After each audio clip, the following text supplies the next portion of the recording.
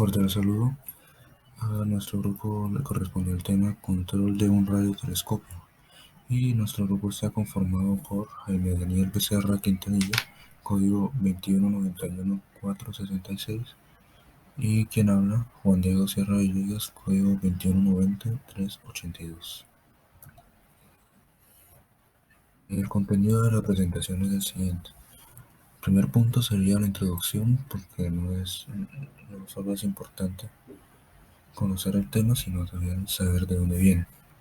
El segundo punto corresponde al marco teórico, que es la recopilación de antecedentes, investigaciones previas y consideraciones teóricas, en este caso para sustentar la presentación. El tercer punto sería el desarrollo de un modelo matemático planteado teóricamente.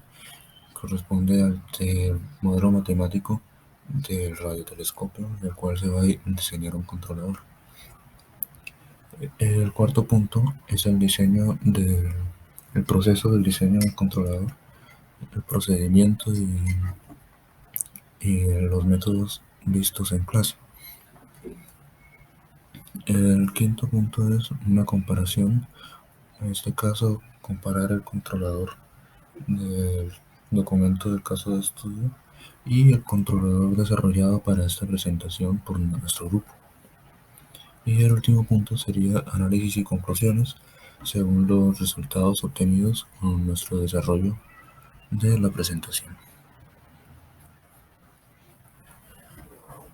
Para la introducción, vemos que lo primero es que la radioastronomía es un campo científico joven que nació por casualidad, cuando Karl Jansky en 1931 construyó una antena para estudiar las propiedades de las ondas de radio de 20.5 MHz para usarlo en servicios telefónicos transatlánticos.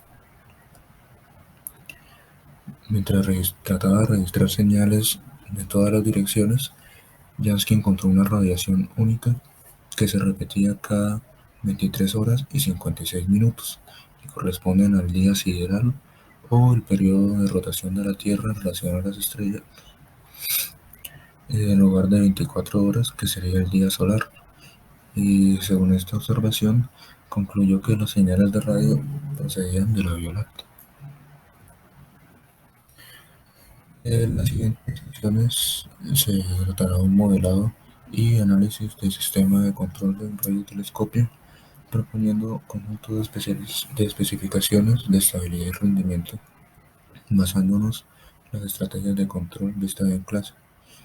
Y se logró encontrar un controlador similar al del caso de estudio, al propuesto en el caso de estudio, que pudiese controlar las variables de velocidad y posición de un radiotelescopio. Punto marco teórico. Lo primero, ¿qué es un radiotelescopio? Esto es un instrumento que lo utilizan los radioastrónomos para estudiar fuentes de radio extraterrestre, de objetos celestes que producen ondas de radio en varios procesos. Algunos de estos procesos serían, por ejemplo, la radiación térmica de objetos sólidos, como por ejemplo planetas, radiación de gas caliente en el medio interestelar, o la radiación de electrones moviéndose a velocidades muy cercanas a la velocidad de la luz en campos magnéticos débiles. Se usan, por ejemplo, para medir la temperatura o la velocidad de rotación de los planetas, para identificar el tipo de moléculas presentes en cuerpos celestes o en el medio interestelar.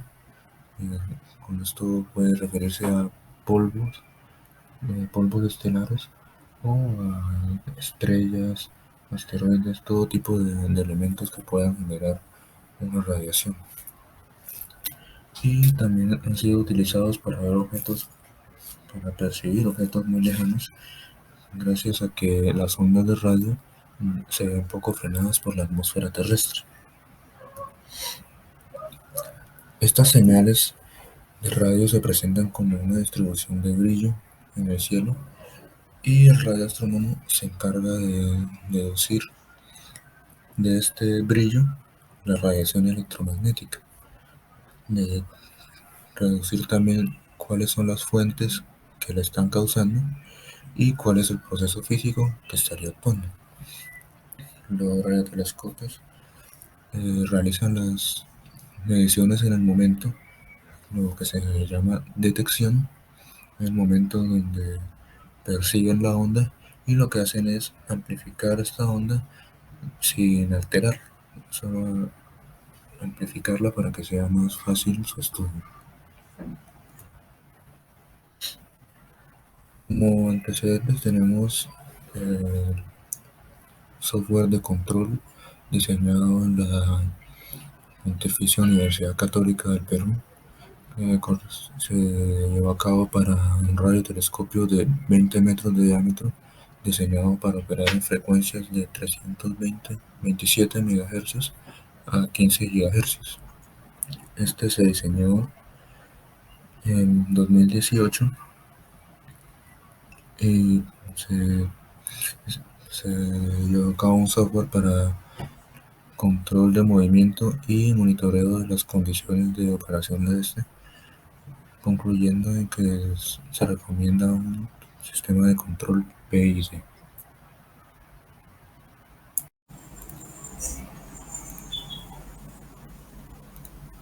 Bueno, una vez hablado de los antecedentes, aquí tenemos el modelo matemático teórico que se va a explicar la referencia. Este es el modelo matemático de referencia. Entonces, este modelo es con el que nosotros vamos a hacer la comparación con el nuestro más adelante y tenemos que este modelo consiste en 4 paletas giratorias que van impulsadas por un motor y, y esas paletas están ubicadas en un plato mayor debido al contacto entre una rueda que toca el plato. Esa rueda cuando gira genera un torque y ese torque se ve transmitido al elemento de la estructura baja de la antena, como se puede observar aquí en la imagen. Y esa antena, esa estructura baja, lo que hace es rotar para que esa rotación no sea tan fuerte hacia la antena que la pueda torcer o, mejor dicho, ser más precisa a la hora de rotar. Existe ese amortiguador y este resorte que lo que van a hacer es que es transmitir ese giro de manera más suave, menos súbita. Lo mismo sucede en la parte donde se encuentra el motor y la rueda. Para que ese torque no sea tan violento, lo que se va a colocar es un resorte y un amortiguador. Y lo mismo, para que el giro de las paletas no sea tan abrupto, se coloca un amortiguador y un resorte. Bueno, y este modelo matemático considera las siguientes variables de entrada y de salida. Como entrada tenemos el torque aplicado por el viento al plato y a la estructura, el torque aplicado por cada uno de los 4 motores, ese sería el torque equivalente de los 4, esas serían las entradas, y para las salidas tenemos la posición angular del plato, la posición angular de la base, la posición angular de la, del carril de la rueda más grande y la posición angular de la rueda chiquita a la que transmiten la, el torque. Bueno, en este caso tenemos el diagrama de bloques y este diagrama de bloques lo que me dice es que la entrada viene por aquí, el teta de referencia, pasa por una función fp, luego a la posición, el control de posición, vemos que hay un integrador, después del integrador este pasa a un control de velocidad y este control de velocidad, vemos que aquí la velocidad se multiplica por la masa y esto a su vez por unos subíndices. Ya vamos a explicar de dónde salen estos subíndices P11, P12, P22 y P21, que van a ser pues respectivamente haciendo referencia a sus variables de salida. Según esto, pues teta D sería la salida, el ángulo de salida de la rueda grande, del plato grandote. Y tenemos aquí teta sub m, que sería el valor de la posición que se genera a partir de la rueda más grande, le transmite eso al que está incorporado al amortiguador y al resorte. Y estas se ven retroalimentadas por una función HP y una función HB, que su función va a ser la de corregir precisamente ese error que se forma ahí. Por eso esa retroalimentación. También tenemos un NB y un NP que hacen referencia a dos perturbaciones que en el ejemplo pues no es muy claro hacia qué hacen referencia, pero se toman en cuenta ahí para hacer el bosquejo del diagrama. Bueno, a continuación lo que el modelo matemático plantea es una traslación del espacio de estados a una función de transferencia, de las cuales pues el valor de A queda de la siguiente forma, la matriz A queda de esta forma, como podemos observar aquí, ¿sí?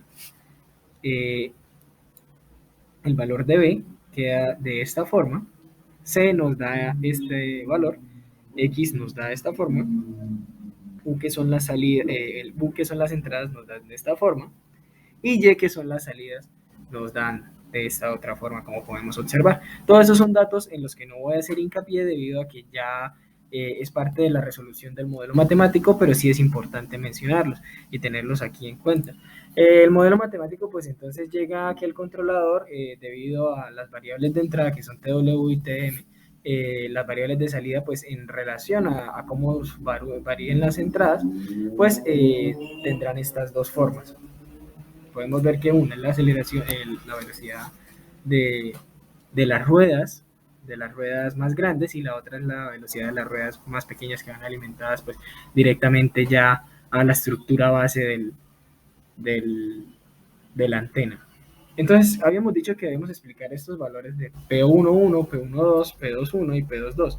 Pues estos valores de P11, P12, P21 y P22 son los coeficientes que acompañarían en todo caso pues a TW, a TM, TW y TM en la matriz 2x2 que esos mismos forman a la entrada. Si en el caso pues son, en un caso particular pues serían unos, pero si debido a algún otro ejemplo pues estos cambian pues serían los coeficientes que acompañasen a TW y a TM.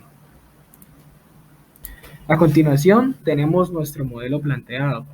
Este modelo nace del esquema que ustedes están viendo acá. En este caso, pues el profesor es el único que está viendo. Tenemos entonces este pequeño esquemita que nació como un dibujo, pues más o menos al control. Entonces este control lo que hace es que envía una señal, llega una señal de donde sea, del espacio, del satélite, de donde se necesite, una onda, pues, una onda electromagnética, y este la capta. Entonces, en ese momento en el que él la capta, lo que va a hacer es que la señal va al amplificador, ¿sí? Pero este amplificador, pues, antes lleva un potenciador. Lo que va a hacer es que amplifica la señal, y ese potenciador también lo que va a hacer es limpiar esa señal con el fin de que sea una señal, pues, como más práctica para el momento de realizar los siguientes elementos que vamos a evaluar. Bueno, entonces ese amplificador lo que va a hacer es que manda la señal al motor, pero también manda una señal a otro amplificador. El motor y el amplificador están conectados ambos a dos engranajes. El motor eléctrico va a ir va a ir en el mismo eje de un engranaje conductor, ¿sí? Que a su vez va a ser el que gire el plato de este elemento, que sería la antena, y el otro, el engranaje de corrección, va a ser el que se encargue de, como decirlo así, retroalimentar el sistema y corregir esa posición, que es el que está conectado al otro potenciómetro. Tenemos el modelo. Este sería más o menos lo que hemos propuesto, así como los elementos del modelo. Tenemos el movimiento angular de la antena.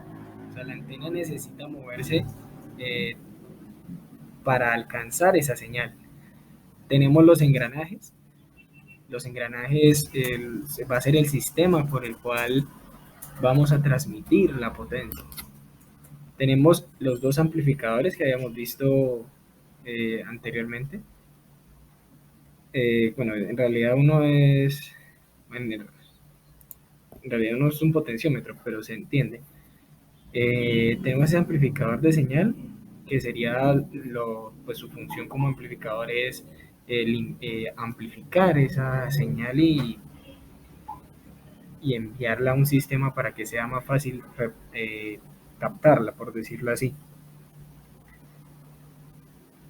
Tenemos el amplificador de potencia, que sería el potenciómetro que va ligado al amplificador. Y lo que va a hacer es que incrementa la señal lo suficiente como para manejar cargas en los dispositivos de salida, es decir, en el engranaje al cual está conectado. Lo que va a hacer es pues corregir la posición en bueno, por decirlo así, compensar o corregir la posición del engranaje al cual está conectado el motor eléctrico. Y pues aquí tenemos un esquemático de lo que estábamos viniendo hablando. Tenemos aquí el primer potenciómetro que viene al preamplificador, que sería el amplificador que está aquí a la entrada.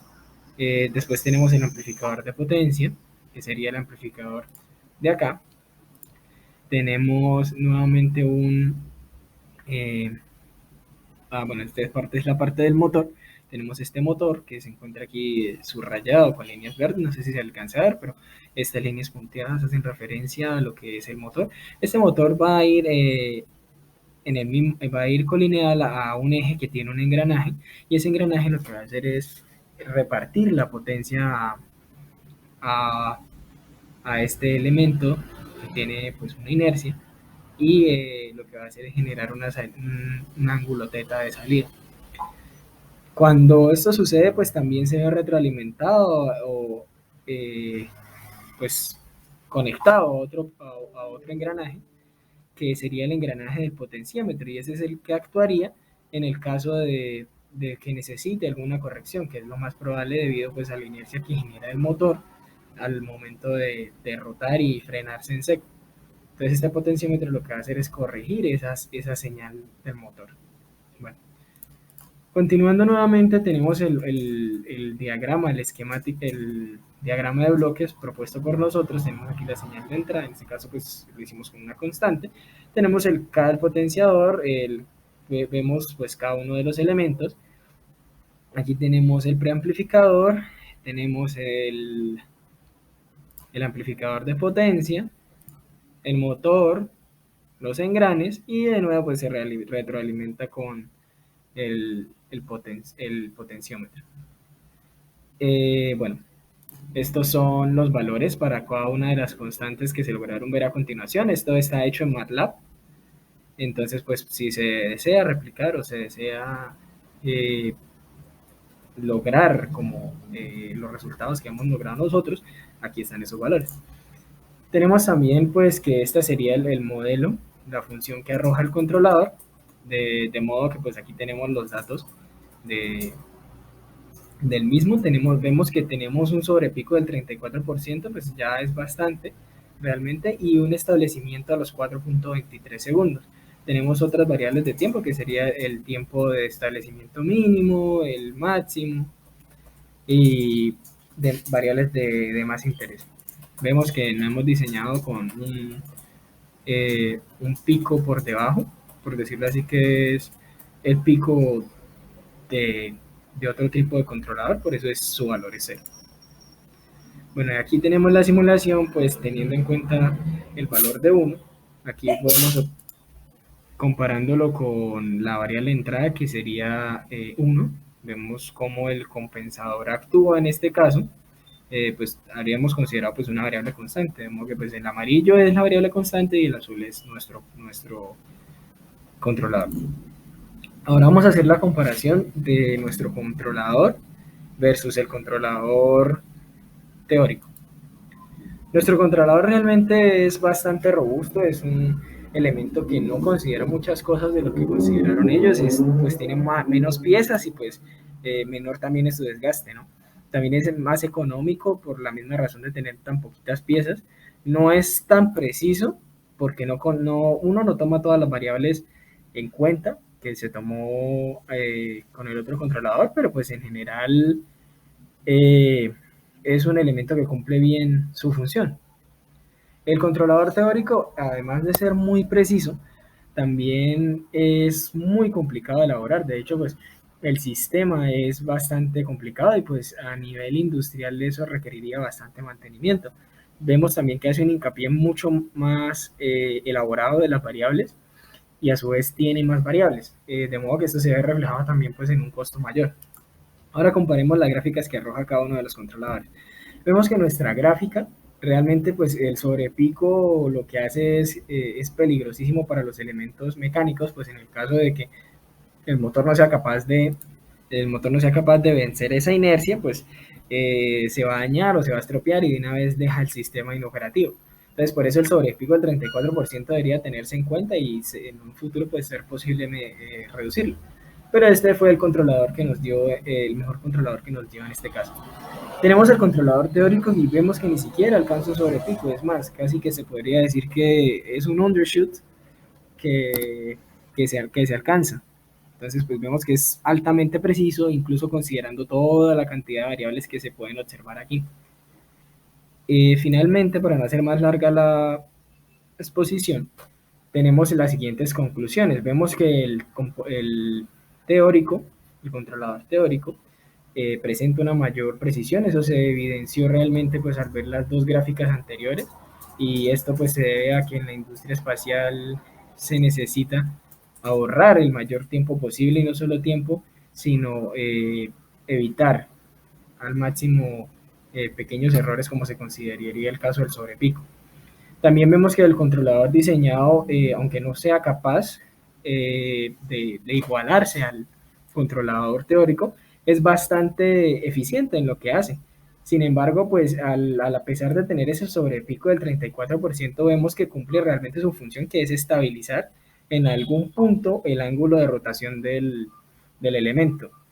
Y también explicar también un poquito por qué el otro controlador no expresa como ese sobrepico, y es básicamente por la inercia que éste necesita vencer.